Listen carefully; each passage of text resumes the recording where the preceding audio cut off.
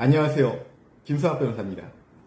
저는 대한변호사협회 공식인증 제주 형사전문 변호사이자 제주지방법원 재판부변 국선변호사, 제주지방법원 논스톱 국선변호사를 역임하면서 수많은 교통사고 형사사건의 변론을 성공적으로 수행해왔으며 현재 다수의 교통사고 형사사건을 진행하고 있습니다. 교통사고 형사사건 스페셜리스트로서 수많은 경험을 통해서 교통사고 처리 특례법 위반 사건, 피해자 측이 취할 수 있는 법적 조치 부분에 특히 강점을 가지게 되었습니다. 교통사고로 인해서 인명피해가 발생하였다면 교통사고 가해자 측에서는 피해자 내지 피해 유가족과의 합의 진행을 우선적으로 하려고 할 것입니다.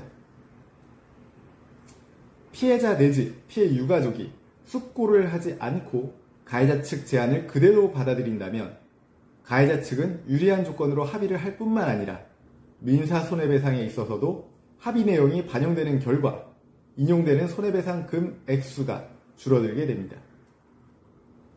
따라서 교통사고로 인명피해를 입었다면 가해자와의 합의 시 여러 가지 사정을 두루 고려해야만 합니다. 합의서를 작성하는 과정에서 가장 크게 실수하는 부분은 합의 문구에 향후 민형사상 책임을 묻지 않는다라고 기재하는 것입니다.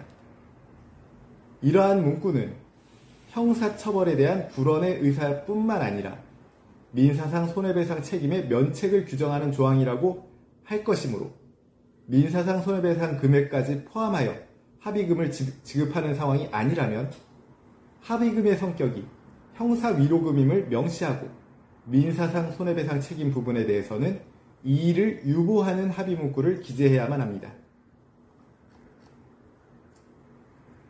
이와 같이 합의서 문구를 기재하게 되면 향후 민사상 손해배상 청구를 제기하였을 경우에 기지급된 합의금이 손해배상금이 아닌 형사위로금에 해당하여 민사상 손해배상금을 산정하는데 아무런 영향을 미치게 되지 않아 결과적으로 피해자 내지 유가족이 민사소송에서 더 유리한 조건으로 손해배상 금액을 산정할 수 있게 됩니다.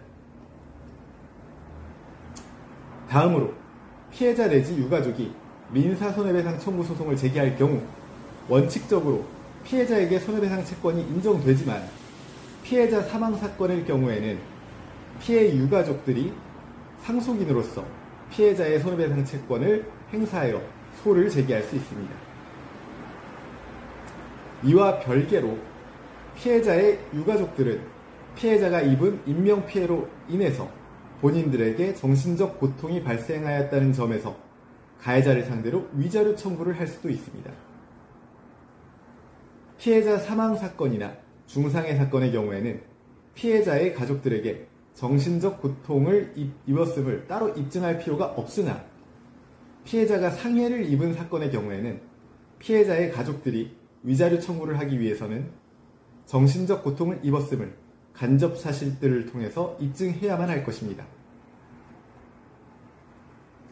제주 형사전문 변호사이자 교통사고 변호사로서 정리하자면 교통사고 처리 특례법 위반 사건 피해자 측이 명심해야 될 부분은 합의서 문구 기재에 주의를 하여야 하고 손해배상 청구 시 피해자 본인 외에 가족들도 위자료 청구 등 손해배상 청구를 할 수 있음을 명심해야만 합니다. 현재 교통사고 인명피해로 인해서 법적 조치를 고민 중이시라면 언제든지 제주 형사전문변호사 김성학 법률사무소를 찾아주시면 신속, 정확한 해법을 제시해드리겠습니다. 조금이나마 도움이 되셨으면 합니다. 감히 최고라고 자부할 수는 없지만 여러분의 권리를 지키고 항상 최선의 결과로 만족을 드리는 제주 형사전문 김성학 변호사입니다. 감사합니다.